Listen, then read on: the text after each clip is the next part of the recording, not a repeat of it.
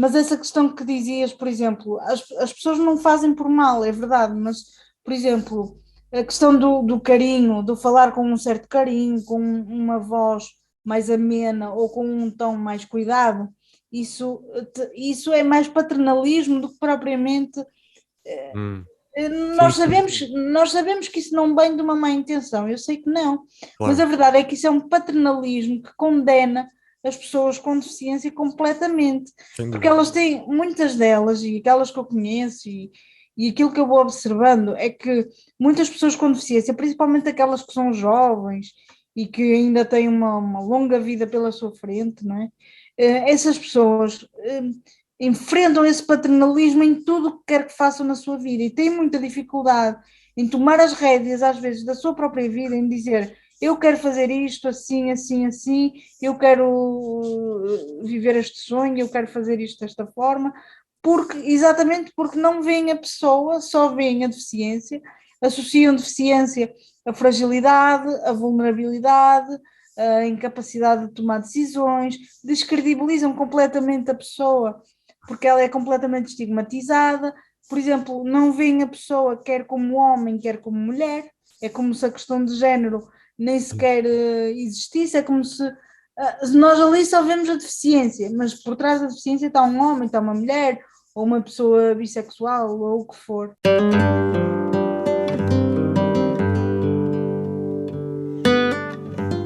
Olá, sejam bem-vindos a mais um episódio do Vitamina Filosófica. Hoje comigo tem aqui uma grande amiga minha que, além de ser uma grande socióloga e uma grande atleta de bóssia também trabalha muito com a causa da paralisia cerebral, inclusive tem um grande papel dentro do projeto de vida independente que existe aqui em Portugal. Ainda não disse o nome, mas é Ana Catarina Rodrigues Correia. Ana, como é que estás hoje? Olá, Fábio, estou bem. Em primeiro lugar, obrigada pelo convite que me fizeste. De facto, somos amigos há muitos anos. És um grande amigo também e espero que continues a ser por muito tempo na minha vida. Sem dúvida alguma. Uh, Já foste dizendo em duas ou três frases quase tudo sobre mim. Isso é um bocadinho um jogo. Pronto, olha, já contaste tudo, toda a gente, já não tenho muito mais a acrescentar. Ah, Não. não, tens muito mais a falar, de certeza. E olha, Um, para começarmos aqui um bocadinho, para que também sim. quem não te conhece e também para entenderem um bocadinho mais a tua relação com este tema, não é? Da vida independente e de pessoas com deficiência, eu gostava que nos falasse aqui um bocadinho como é que surgiu a paralisia cerebral na tua vida, quais foram as tuas primeiras experiências, também para nos enquadrar aqui um bocadinho. Então, eu considero-me, sobretudo, uma mulher ativista, ativista com deficiência, ativista sobre os direitos das pessoas com deficiência, e é sob esse chapéu que nasce, no fundo, todo o trabalho que eu tenho vindo a desenvolver, ou tudo aquilo que eu tenho vindo a fazer nos últimos anos. Sim. Como eu disse, sou uma mulher com deficiência, particularmente com paralisia cerebral. De uma forma muito simples, a paralisia cerebral é uma condição, não é uma doença, isso é um mito. Sim. É uma condição que, basicamente, o que acontece é que num período prematuro da nossa vida, até aos 8 anos, sensivelmente, pode ser depois do parto, por problemas no parto, etc. Mas num período prematuro da vida do bebê, há uma lesão cerebral que acontece e, portanto, a parte do cérebro que estiver afetada, digamos assim, a pessoa vai ter uma incapacidade. Ok. Esta incapacidade pode ser um quadro muito leve, quase imperceptível, um andar assim meio desajeitado, uma dificuldade em falar, como pode ser um quadro já de uma grande dependência em que a pessoa não consegue verbalizar, não consegue andar, não consegue mexer o seu corpo, enfim. E Sim. dentro destes dois limites há vários quadros, digamos assim, vários tipos. Sim. As pessoas, normalmente, muitas pessoas com paralisia cerebral são dependentes de terceiras pessoas no seu dia a dia, são pessoas que têm uma esperança média de vida comum, Uhum. dependendo, obviamente, da gravidade da lesão que têm, mas à partida têm uma esperança média de vida comum. Não têm necessariamente, e isto também é outro mito, Sim. não têm necessariamente um déficit cognitivo, uma deficiência intelectual, podem ter muitas vezes uma incapacidade física muito severa e também uma dificuldade em fazerem-se compreender, por exemplo, não é o meu caso, mas Sim, existem sim. muitos casos assim, aquela típica pessoa que fala mais ou menos assim, em Sim, que sim, toda a sim. gente fica atrapalhado e não percebe o que é que a pessoa está a dizer, muitas vezes associam a uma deficiência intelectual e tratam a pessoa como se ela fosse uma criança e não é nada disso, isso não é verdade. A Sim, pessoa pode ter uma inteligência até acima da média, até acima daquilo que é considerado normal para a sua idade. sim. Portanto, isto são alguns mitos da paralisia cerebral. Sim. E tu já disseste aí muita coisa que nós também temos de explorar, mas até logo de início estavas a falar relativamente à paralisia cerebral que acaba por surgir muitas vezes com complicações de parto.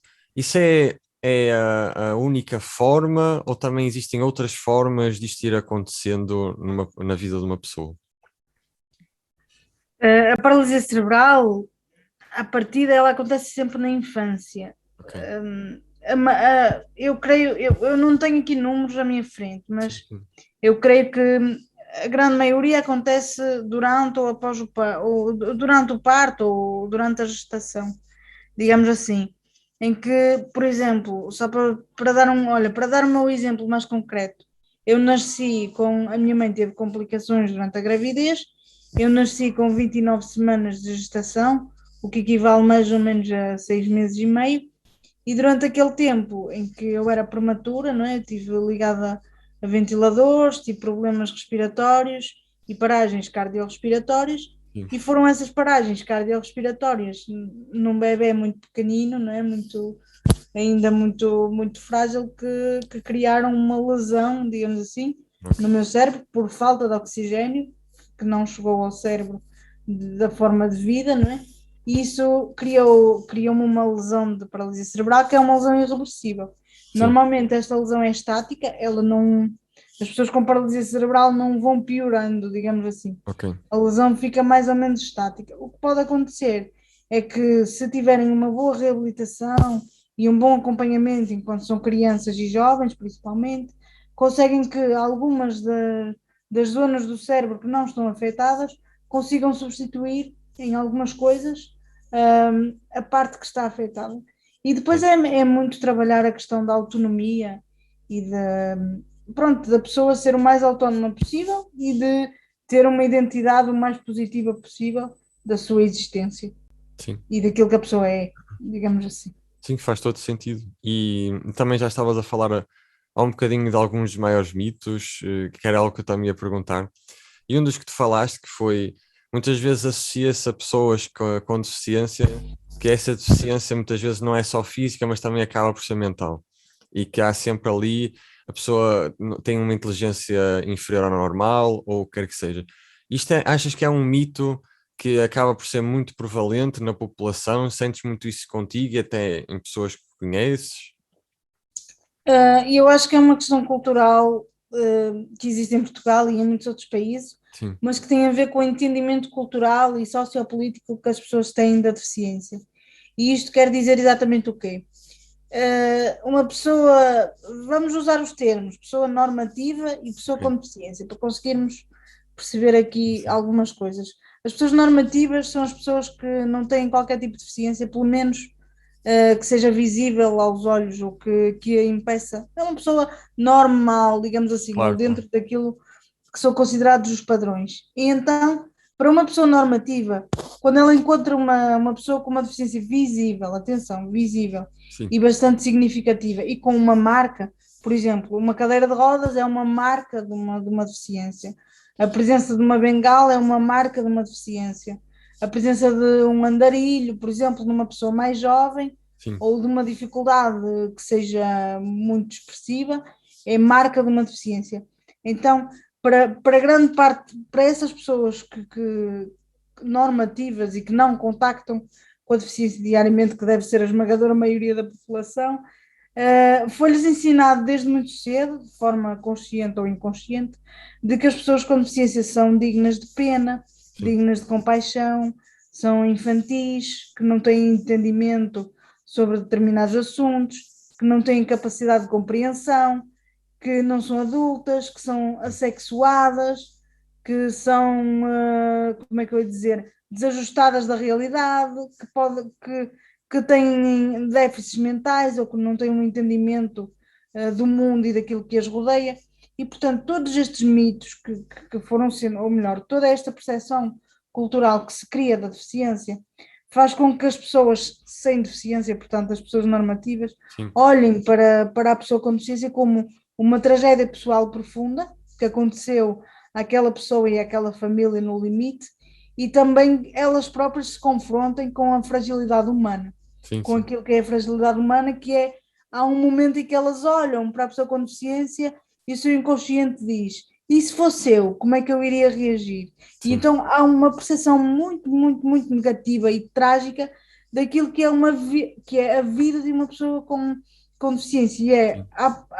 com base nesta concepção que se criam estas ideias completamente depois desajustadas da realidade e que se traduzem depois em preconceitos, em estereótipos, em atitudes completamente desajustadas. Sim. Sim. E o mais, sabes que é interessante falar disso porque é uma situação muito complexa, porque a maior parte das vezes as pessoas, sei lá, ou quando abordam alguém, uma pessoa com deficiência na rua e até tratam com algum carinho, mas não percebem que essa atitude acaba por ser um bocado preconceituosa, embora muitas vezes a intenção até seja boa, porque acredito que não seja má, muitas das vezes.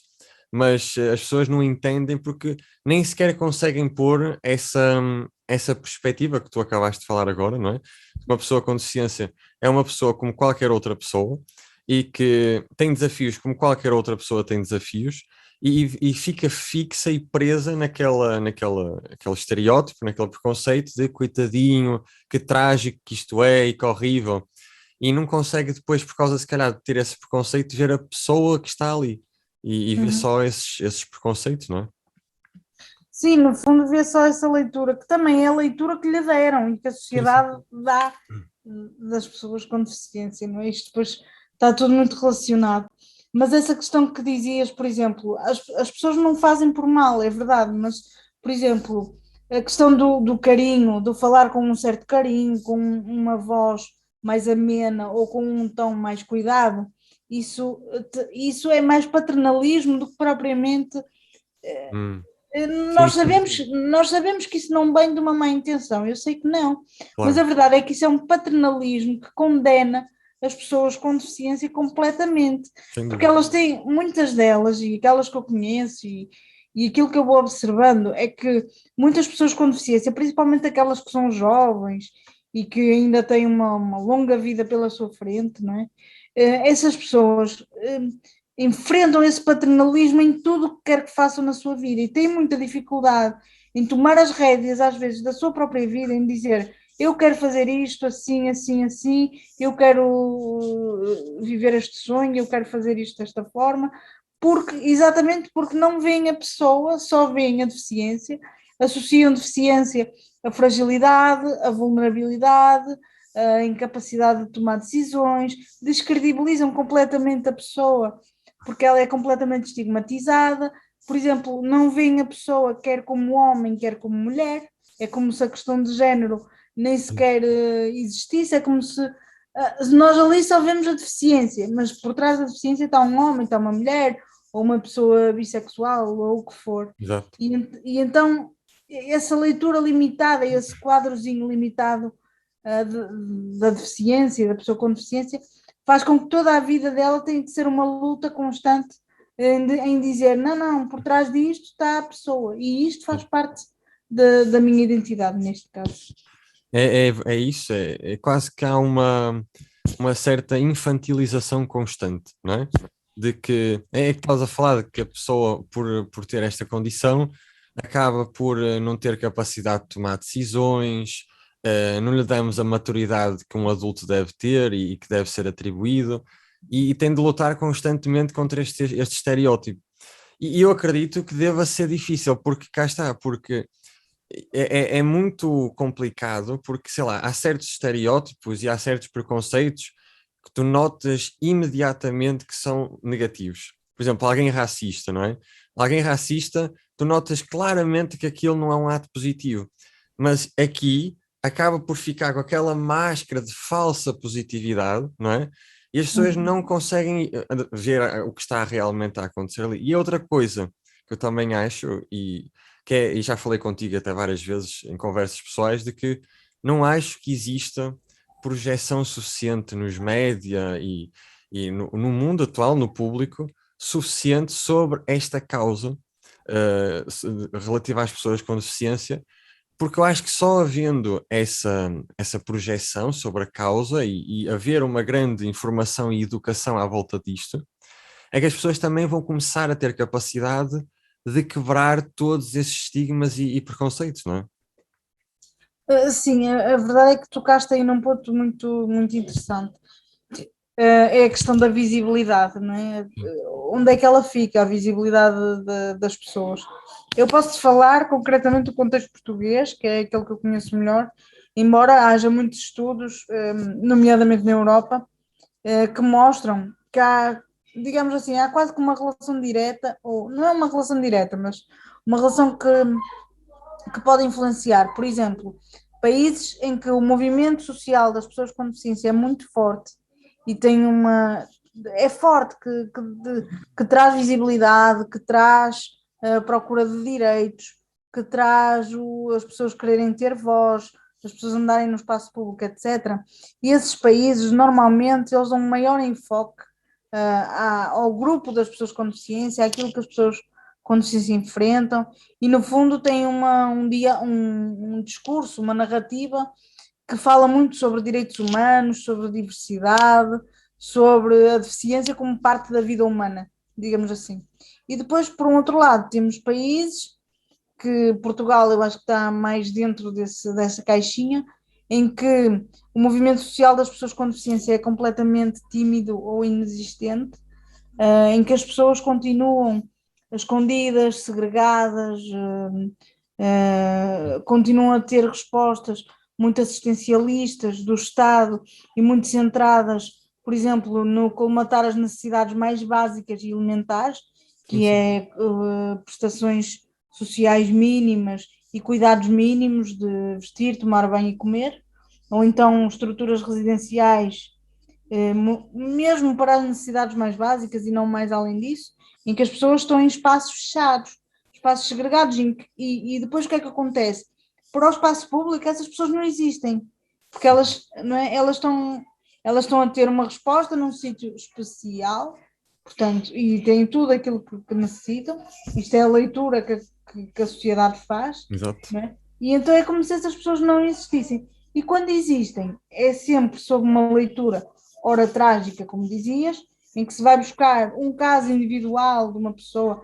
Quem é que nunca viu aqueles programas da tarde, Sem dúvida. dos Casos canais reais e tudo mais isso. sensacionalistas, por exemplo, em que vai-se buscar um caso de uma pessoa que vive em absoluta miserabilidade económica e etc. E conta-se ali aquela história porque aquela pessoa não conseguiu e não fez, não aconteceu, e de repente toda a sociedade se une, junta não sei quantos milhares de euros e compra-se uma cadeira de rodas. Contra isto nada. Claro, claro. Isto é só para fazer perceber que ou os mídias dão essa leitura, que é aquela que normalmente dão, que é o enfoque nas histórias pessoais trágicas, ou então dão uma leitura que é o outro extremo, que também não é benéfico, que é o extremo do super-herói. Exatamente. Vamos buscar os casos de sucesso, o caso do atleta paralímpico, que apesar da dificuldade conseguiu, ultrapassou, fez e aconteceu, ou o caso de o engenheiro XPTO que apesar da deficiência consegue trabalhar num grande centro de investigação e é uma referência, enfim. E então vivemos nesta dualidade. E onde é que fica a nossa humanidade? Nós temos é que estar nós temos que estar num patamar de igualdade, nem é um extremo, nem é um outro. Tem que ser Sem uma dúvida. igualdade. Então é muito difícil esta visibilidade por causa disso. Desculpa se me alonguei. Não, não, tiveste incrível. E sabes que isso se relaciona com uma coisa, e sabes disso que nós falamos muitas vezes, mas que eu também falo publicamente, que eu acho que é um dos grandes problemas ou desafios para a humanidade, para toda a humanidade, que é o vitimismo. E estavas a falar desta questão dos programas que pegam em casos trágicos e histórias assim complicadas e depois transformam a pessoa num super-herói. Eu acho que por detrás disto tudo está este problema do vitimismo. E cá está, mesmo aquilo que estávamos a falar um bocadinho, as pessoas quando olham para uma pessoa com deficiência, começam logo a atribuir esse papel de vítima à pessoa com deficiência. Quando na realidade isso é completamente, na minha opinião, errado, porque uma pessoa com deficiência é uma pessoa como qualquer outra e que não é vítima, mas sim criadora das suas circunstâncias também em grande parte, e tem de ser vista assim, como responsável e como um adulto, no caso de ser um adulto, obviamente. E eu acho que se calhar também há muito esta questão do vitimismo que se mete em cima das pessoas com deficiência desnecessariamente e que acaba por limitar o que realmente poderia ser a vida das pessoas com deficiência, que deveria ser uma vida como qualquer outra pessoa, não é? Uhum. Sim, é muito interessante isso que estás a dizer, e nós no ativismo da deficiência, há uma frase muito interessante de um ativista sueco, que é o Adolf Ratzky, que ele diz o seguinte, e eu acho que isto espelha bem o que estás a dizer. Ele diz o seguinte: nós, pessoas com deficiência, não somos vítimas da nossa deficiência. Nós não somos vítimas da cadeira de rodas, nem do andarilho, nem da dificuldade em ver ou em ouvir ou o que quer que seja. Não é disso que somos vítimas. Nós somos vítimas de uma sociedade completamente hostil à nossa diversidade e que se esquece completamente, ou que se quer esquecer, não é que se Sim, esquece, que se sim. quer esquecer que nós existimos e que somos cidadãos de direitos.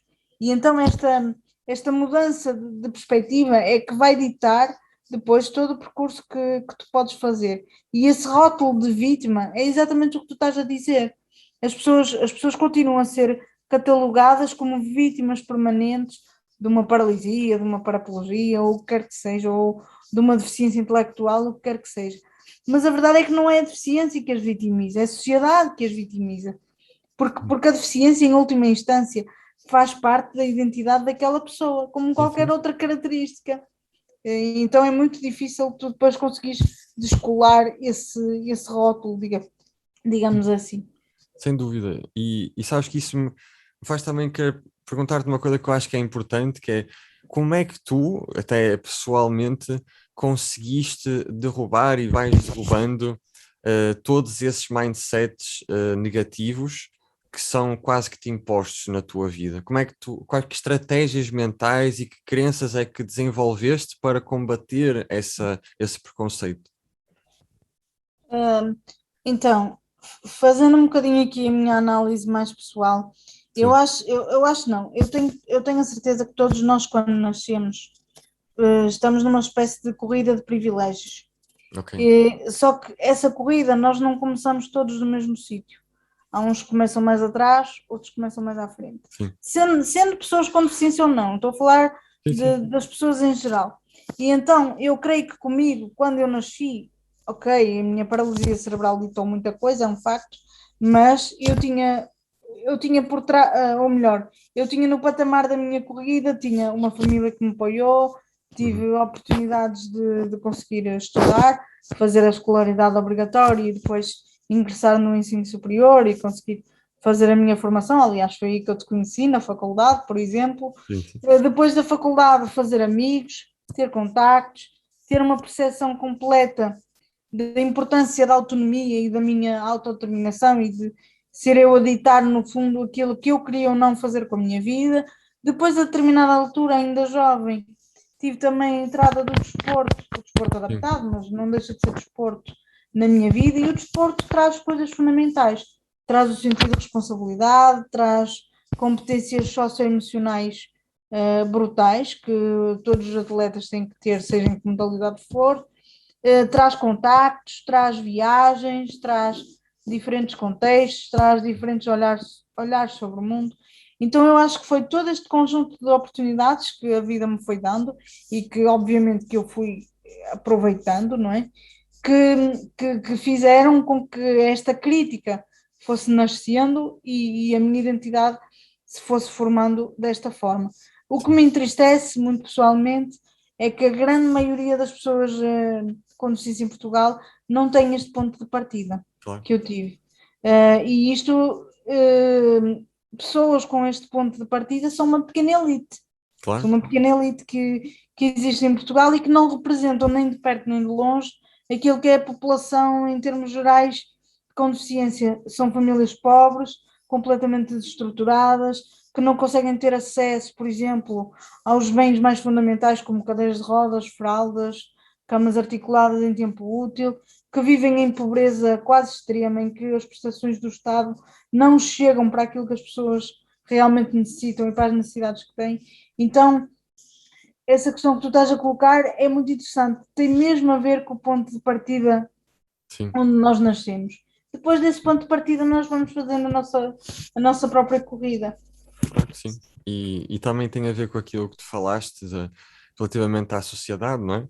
Que também para termos capacidade de desenvolver, mesmo a nível interno, estratégias mentais, precisamos ter acesso a coisas como tu falaste, não é? Ter uma boa família, ter pessoas que nos apoiem, ter acesso à educação, que realmente nos consiga dar esse empoderamento, não é? E muitos outros fatores que acabam por ser essenciais. E até isto faço aqui uma ponte, visto que, pronto, para quem não sabe, embora disse no início, tu também és socióloga e também trabalhas muito à volta destas causas, e eu te perguntar como é que tu achas que a sociologia pode ajudar a causa das pessoas com deficiência? Eu acho que ela pode, aliás, ela já o faz há vários anos, não em Portugal ainda de uma forma muito tímida, comparando com outros países, mas ela já o faz há muitos anos em vários países. A sociologia pronto, é uma ciência social que tem uma perspectiva sempre compreensiva, interpretativa e analítica das sociedades, dos fenómenos sociais e daquilo que nos rodeia, quer enquanto estrutura, sociedade como um todo, não é? A forma como nós nos organizamos enquanto grupos e estruturas sociais, quer depois também numa perspectiva de ação, não é? Aquilo que a própria sociedade dá ao próprio indivíduo e a forma como ele age. E então, partindo sobre estes princípios,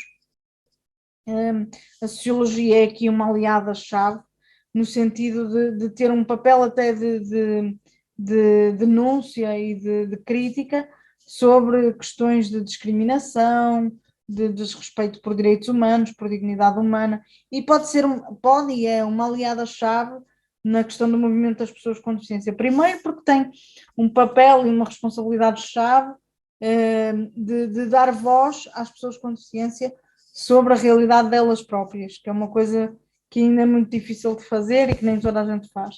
E a sociologia tem essa magia de conseguir fazer isso. E depois tem todas as ferramentas analíticas, interpretativas, etc., de trazer uma crítica e uma desconstrução daquilo que. Há um autor que diz que um bom sociólogo tem que ver para além das fachadas. E a sociologia dá mesmo isto. Às vezes o que nos parece óbvio aos olhos, não é? Temos lá a sociologia e todas as suas ferramentas que nos ajudam a desconstruir e a ver as coisas de uma forma mais clara e mais crítica. Então é uma aliada fundamental, fundamental. Eu também acho, até porque, pelo que tu dizes, eu acho que uma das grandes funções também da sociologia, até nesta causa e se calhar noutros, é também promover a consciência do que está a acontecer na nossa sociedade, não é? Até porque estamos a falar aqui de uma situação, como tu falas, por exemplo, aqui em Portugal, também é o país que eu tenho mais conhecimento, porque é onde eu vivo, não é? Mas estes casos acabam por ficar muito escondidos. E quem, até uma coisa que eu também acabei por aprender com a tua convivência, a treinar os meus olhos, e desafio qualquer pessoa que nos esteja a ver é amanhã, quando sair de casa, ver quantas pessoas com cadeira de rodas é que vai encontrar na rua. E se calhar não vai encontrar assim tantas, se calhar vai encontrar uma, duas, três, se tiver sorte. E isto acontece não é porque essas pessoas não existam, e só existam tão poucas. Acontece porque elas não têm muitas vezes condições para sair e ter uma vida normal. Lembro-me também a falar contigo e a conviver contigo quando me apercebi disto. Realmente é óbvio, não é? Mas cá está de tal forma coberto, nós de tal forma não pensamos nisto que nem sequer nos apercebemos de coisas óbvias como esta, não? Uhum. Ou então o outro extremo é que quando temos contacto com várias pessoas com deficiência, normalmente é em espaços que são direcionados para, né? E aqui a questão da segregação também, em que as pessoas não estão de facto na comunidade, não estão nas suas ruas. Eu posso dizer que, por exemplo, claro que são países diferentes e completamente distintos, mas a primeira vez que eu fui à Inglaterra, eu fiquei espantada pela positiva, porque lá, de facto, as pessoas com deficiência andam às dezenas, dezenas e dezenas de pessoas na rua. É a coisa mais comum que pode haver, e eu não estive em Londres sequer, estive numa cidade bem mais pequenina, e as pessoas com deficiência andavam na rua, muitas, muitas, muitas, e não há aqueles olhares indiscretos, não há aquelas atitudes de espanto ou de estranheza, enquanto que em Portugal isso acontece porque de facto nós vemos uma, duas, três, quando vemos, não é? Claro. E é como tu dizes, não é porque as pessoas não existam, é mesmo porque não têm forma de sair. E quando saem, o meio também é muito hostil, porque não conseguem andar de transportes públicos, não conseguem entrar em lojas, não conseguem frequentar os passeios, a via pública, os edifícios, então tudo é uma barreira constante. Sim. Não é a deficiência que é o problema, é o meio. Então é por isso que ainda continua a ser um fenómeno muito escondido, digamos assim. Sim, sem dúvida. Ana, e diz-me só uma coisa, então, nós também estamos aqui a falar sobre a causa das pessoas com deficiência e é importante aqui falar do projeto que tu tens trabalhado, eu penso quase desde o seu início, que é o projeto da vida independente. Explica aqui um bocadinho também para quem está a ouvir o que é, em que é que consiste. Então, a filosofia de vida independente é uma filosofia, é um paradigma que é conhecido internacionalmente e que tem a ver com, no fundo, é exigir exigir ou apelar a que todas as sociedades, todos os Estados, todos os países adotem uma perspectiva de direitos humanos para as pessoas com deficiência. Ok. O que é que isto implica? Implica uma leitura de que as pessoas com deficiência têm que ser dotadas de direitos, direitos como qualquer outro cidadão, e têm que ser criadas condições sociais e políticas e culturais e económicas, etc., para que elas consigam efetivamente concretizar esses direitos. Esta filosofia, este paradigma da vida independente, nasce precisamente daí, deste, desta bandeira de somos pessoas de direitos, somos sujeitos de direitos, e tem também uma outra vertente que está muito relacionada com esta, em que, além de serem sujeitas de direitos, e por serem sujeitas de direitos, têm que ser elas próprias, têm que ser sempre, sempre as pessoas com deficiência a estar à frente de todos os processos que lhes dizem diretamente respeito. Sim, Têm que ser elas a ser donas das suas trajetórias, daquilo que querem, daquilo que não querem, da forma como querem, daquilo que acham, daquilo que não acham, porque ninguém melhor do que as pessoas com deficiência sabe e conhece aquilo que é a sua realidade, aquilo que são as suas necessidades, as suas ambições, os seus sonhos, etc. sim, Então esta filosofia nasce muito desta necessidade de libertação, no fundo, porque a verdade é que historicamente as pessoas com deficiência foram sempre delegadas para um papel de vítima e de passividade, em que eram outros, terceiras pessoas, não é? Sem deficiência, que decidiam por elas aquilo que era legítimo ou não terem. sim. E só para vos dar um exemplo concreto, imaginem que vocês são dependentes fisicamente para se levantarem todos os dias de manhã. Portanto, existem serviços estatais para esse tipo de situações. Sim, Até aí tendemos todos a estar de acordo. sim, Depois, quando vamos explorar algumas dimensões, primeiro vemos que as pessoas que são contratadas para fazer esse serviço, por exemplo, não são escolhidas pela própria pessoa que vai ser cuidada, digamos assim. E é aqui que a pessoa com deficiência tem um papel preponderante.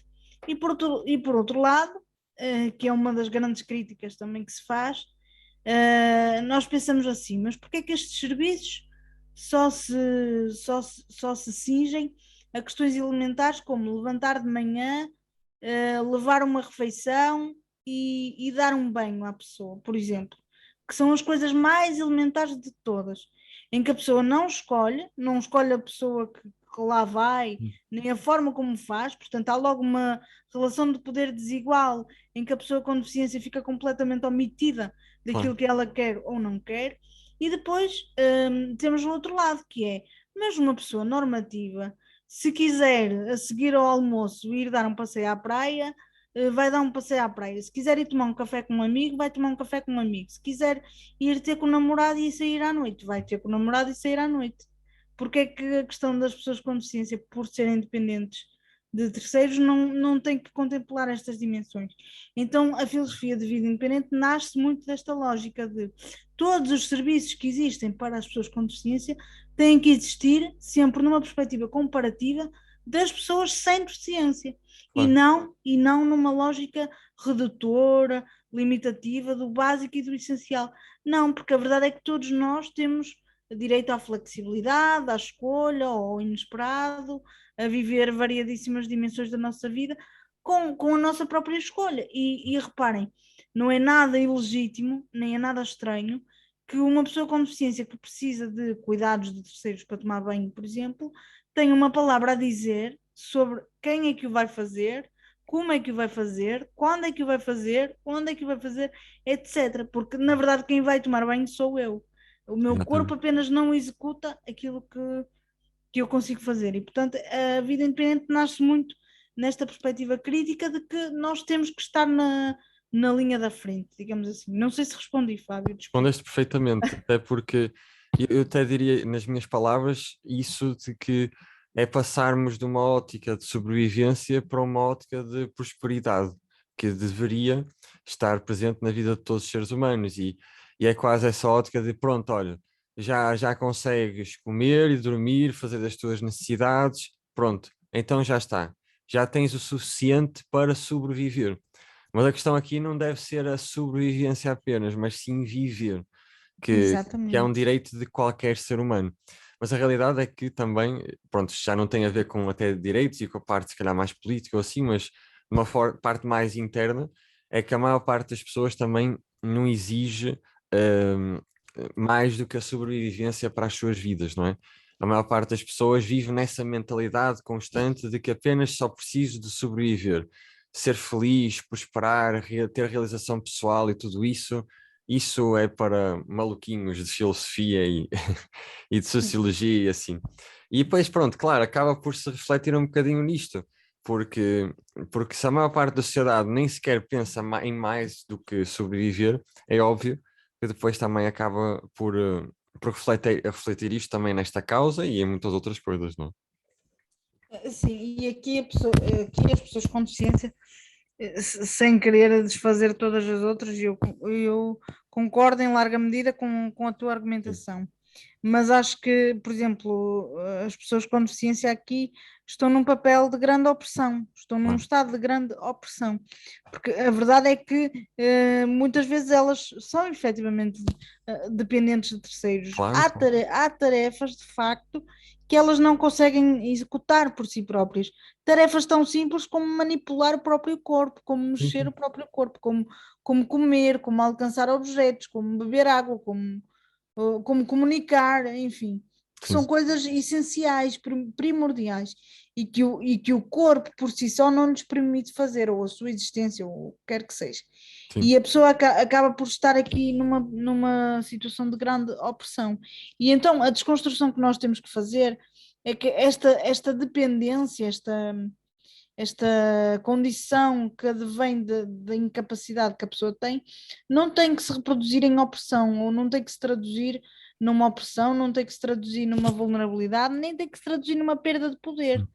Tem que se traduzir numa realidade que tem que ser respeitada, em que acima de tudo a pessoa tem controlo sobre aquilo que quer. Ela pode não conseguir executar por si própria, Sim. mas pode ter controlo sobre aquilo que quer e a forma como quer. E então fazer esta desconstrução às vezes é complexo, Sim. mas é o grande caminho para a ascensão, a liberdade e o empoderamento das pessoas, eu acho. É, sem dúvida alguma. Tu há um bocadinho estavas a falar um bocadinho de práticas positivas que encontraste noutros países. Quais são assim os exemplos que te saltam à mente que até achavas que era interessante trazer para Portugal? É assim, estou-me a tentar. É assim, eu não conheço tantos países quanto isso. Sim, Acho que só fui a uns 3 ou 4 da Europa. Mas, assim, o exemplo mais feliz que eu vi foi mesmo de Inglaterra. Eu estive em Liverpool há uns anos, fui lá passar uns dias, fui assistir a uma competição sim, e era exatamente isso que eu te dizia. O facto de haver pessoas com deficiência na rua era a coisa mais banal de sempre. Não existiam olhares indiscretos, nem coisas desse género. E depois outra coisa que eu notei que em Portugal não existe, não é? É que eu percorri toda a cidade, ok? Que é uma cidade pequenina, mas não deixa de ser uma cidade. Eu percorri toda a cidade e eu não encontrei um único obstáculo arquitetónico, um, quer a subir passeios, quer a andar em transportes, quer a entrar em edifícios. Aliás, os poucos edifícios que não tinham nenhum tipo de acessibilidade, por exemplo, uma rampa ou alguma coisa que te permitisse entrar, os poucos que não tinham, tinham um sinal à porta a dizer que não tinham e a pedirem-te desculpa por isso. Foi uma coisa que eu interessante. achei super interessante. E se não tinham, eram porque eram edifícios muito antigos Já não dava para alterar. e difíceis de alterar. Mas eu achei essa prática interessantíssima de não termos acessibilidade, pedimos desculpa por isso. Nós em Portugal, as pessoas ficam apenas constrangidas porque não existe acessibilidade, nem sequer há uma sinalização se ela existe, se não existe, não há nada. Sim, sim. É como se nós não existíssemos. E outra prática que eu também achei interessante foi, eu lembro-me que cheguei ao hotel, eu tinha reservado um quarto adaptado para mim, e quando cheguei ao hotel, o senhor do hotel tinha se enganado e deu esse quarto que eu tinha reservado para mim, deu a outra pessoa, Sim. não sei quem era. E eu cheguei lá e ele disse: eu peço imensa desculpa porque eu enganei-me e dei o quarto errado. Nós vamos conseguir arranjar um outro quarto. Eles arranjaram um outro quarto, que, ok, não era tão acessível, mas até era interessante, era espaçoso, dava perfeitamente para eu ficar. Mas no dia seguinte, o gestor do hotel veio ter comigo a pedir mil desculpas e a Sim. implorar-me por tudo para eu não fazer queixa do hotel a nenhum organismo estatal, É. porque eles iam levar uma multa muito grande e Sim. ainda me ofereceram a estadia daquela noite e o pequeno almoço e o jantar.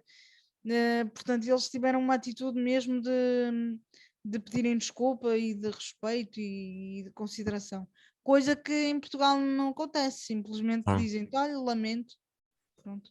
sem dúvida.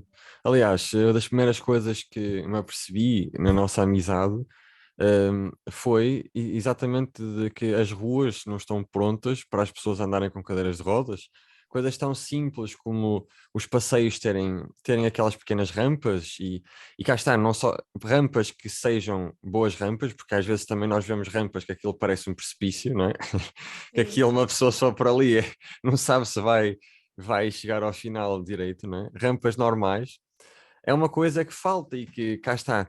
A a maior parte das pessoas, como tu dizes, normativas, não é? Não pensa nisso. Primeiro, como já falamos, porque não existe uma sensibilização. E segundo, porque no seu dia a dia estão tão ocupados com as suas tarefas e com as suas coisas que nem sequer reparam nesses pormenores. Mas são coisas que, para mim, pessoalmente, me fizeram alguma espécie, porque são tão simples, não é? Tão simples de resolver Uhum. e fazem uma diferença enorme e que já deveria, penso que até já é obrigatório por lei, até estabelecimentos e tudo isso terem sempre acessibilidades para pessoas com deficiência.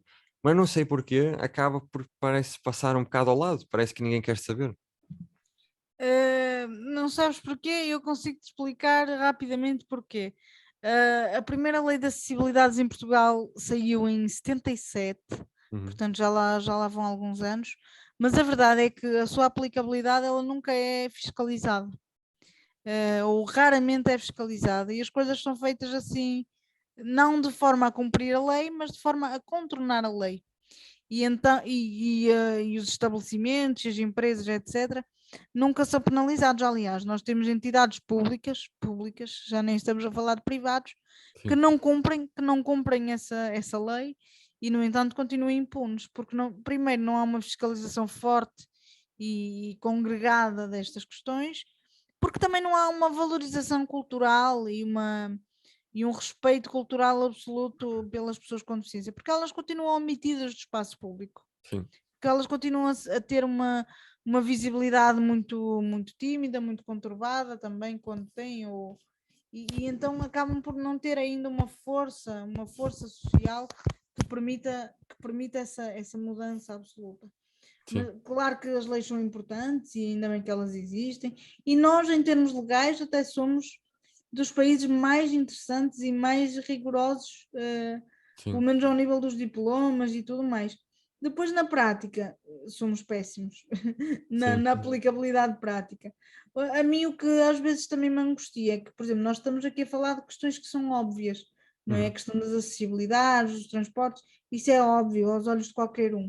Mas depois, por exemplo, as barreiras de atitude, as barreiras de preconceito, as barreiras à comunicação, por exemplo, essas barreiras são muito mais difíceis de serem captadas e de serem resolvidas e oprimem ainda mais e mais as Sem dúvida. pessoas com deficiência. Sim. Concordo a 100%. E era uma das coisas que eu também ia te perguntar, que é como é que, porque muitas destas questões que nós estamos aqui a falar também fogem um bocadinho ao poder de cada indivíduo, não é? Porque estamos a falar já de medidas de Estado, medidas de instituições e tudo isso. Uhum. Mas eu queria te perguntar também como é que tu achas que cada pessoa, na sua vida, na sua individualidade, que atitudes é que ela pode tomar, para realmente promover uma maior justiça, uma maior igualdade para as pessoas com deficiência e ajudar esta causa também? Eu acho que, assim, falando de uma forma muito simples, Sim, para a pessoa mais comum que nos estiver a ouvir e que nunca tenha contactado com esta realidade, primeiro é procurar conhecimento e procurar conhecimento de preferência junto de pessoas com deficiência. exatamente. Às vezes claro que existem muitas organizações representativas e muitas delas fazem um excelente trabalho, mas ninguém melhor do que os próprios Claro, para dizer o que é, o que não é, o que devia, o que não devia. Portanto, no fundo, ouvir, contactar com pessoas com deficiência. Depois, não ter receio de fazer perguntas ou de ser desajustada. É normal que tenhamos perguntas porque não sabemos, não claro. é? E tudo aquilo que nos é desconhecido causa-nos desconforto. Agora, é muito melhor nós termos a humildade de querer conhecer e querer perceber do que ter atitudes completamente desajustadas e até ofensivas. Claro. Então é muito por este lado de pesquisa e de contacto. E depois, a partir daí, é procurar, no fundo, as organizações, os ativistas, e ir percebendo junto deles também os projetos que existem. E depois essa consciência vai-se ampliando e nós vamos começando a perceber no nosso dia a dia, depois de termos este contacto, vamos ter um amigo que nos vai dizer: Olha, eu estou a pensar estou a pensar em investir em ter um hotel. E nós vamos dizer: Olha, mas não te esqueças desta Claro. dimensão, daquela e daquela e daquela, porque na questão da deficiência isso é importante. Claro que isto são coisas pequeninas, Acho que mas fazem a que depois diferença. acabam por fazer a diferença, sim. Eu acho que sem dúvida é esse o caminho. Olha, eu acho que para terminarmos aqui o podcast, vamos com um assunto assim explosivo para muita gente, É, que eu acho que também é importante ser falado. Aliás, dava para um podcast inteiro, mas que é falar sobre sexualidade e pessoas com deficiência. ui. Porque digo já, pessoal, as pessoas com deficiência também têm sexualidade. Para quem achar que não tem, mas tem. E eu acho que é importante falarmos sobre isto. E se tu puderes falar um bocadinho também sobre isso, acho que era muito bom. É assim, eu não tenho assim, quer dizer, tenho algumas coisas a dizer. Lá está, como em tudo, as pessoas com deficiência até nisso encontram uma dualidade, porque há pessoas que acham que elas são extremamente sexuadas e, portanto, ao mínimo toque, elas vão ficar completamente Sim, sim, descontroladas e que são tiranas e depravadas, etc. Em particular os homens, por exemplo, com deficiência intelectual.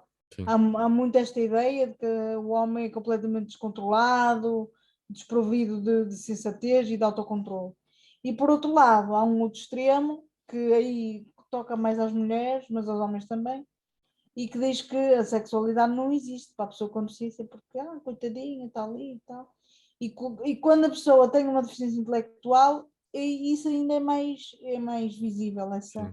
esse preconceito. E a verdade é que isso é o maior erro que alguém vos contou, quer um lado, quer o outro.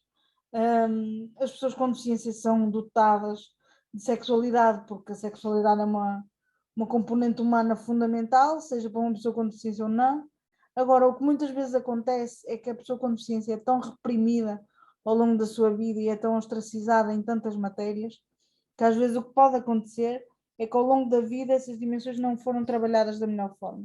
E Sim. depois isso tem resultados, obviamente, mas isso não quer dizer que a pessoa não tem essa dimensão. Então, é muito importante dizer aqui que os corpos das pessoas com deficiência são corpos sexuados, sim, e são corpos desejáveis, sim, Uhum. são corpos completamente válidos, tal como qualquer outro, em todas as dimensões. As pessoas com deficiência podem ser pais e mães, adotivos ou biológicos, portanto, tendo deficiência intelectual, podem e devem ser pais e mães, casar, etc., porque as pessoas com deficiência intelectual também devem ter o direito pleno de tomar as suas próprias decisões, sem serem completamente controladas por terceiros, obviamente que na exata medida daquilo que conseguirem fazer, mas sim, isso deve ser respeitado acima de tudo. E, portanto, o que eu posso dizer é que dentro da nossa diversidade, somos pessoas tão plenas como qualquer outras e na sexualidade também. Sim. Portanto, dispam-se de preconceitos e não têm um problema nenhum em conhecer e envolverem-se com pessoas com deficiência. Sem dúvida. Acho que é só isso. Não, isso é muito importante, embora uma pessoa também brinque um bocadinho, mas é um assunto de grande seriedade, porque realmente a sexualidade é algo que faz parte de todos os seres humanos. E sabes que eu, pelo menos, acho que se calhar um dos grandes segredos, não só nesta parte de sexualidade, tudo o que nós falamos, é começarmos a ver as pessoas com deficiência exatamente como vemos as pessoas, como tu disseste, normativas. Porque na realidade é isso que elas são. Elas são pessoas como qualquer outra. Eh, Hum. uma pessoa não se deixa de ser menos pessoa porque não anda ou tem dificuldades a falar ou o que quer que seja. Não, e eu pessoalmente, inclusive, tenho nas minhas crenças de que aquilo que nos dá a nossa identidade não é, para mim, não é o nosso corpo, nem muitas vezes são os nossos pensamentos. Nós temos algo que vai para além disso e que nós temos estas condições todas, mas nós somos mais do que isso, porque qualquer pessoa pode, inclusive, ficar sem andar, sem ser com paralisia cerebral, com um acidente de carro, ou quer que seja, pode ganhar uma doença, muitas coisas podem nos acontecer.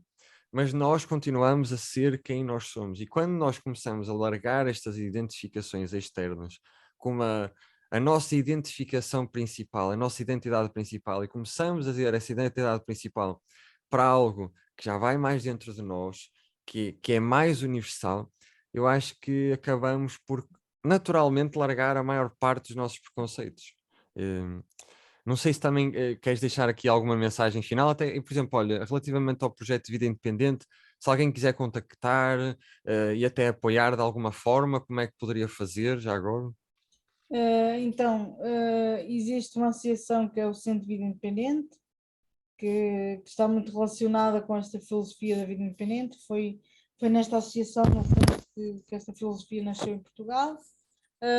Podem procurar na internet, vidaindependente.org, é o nosso site.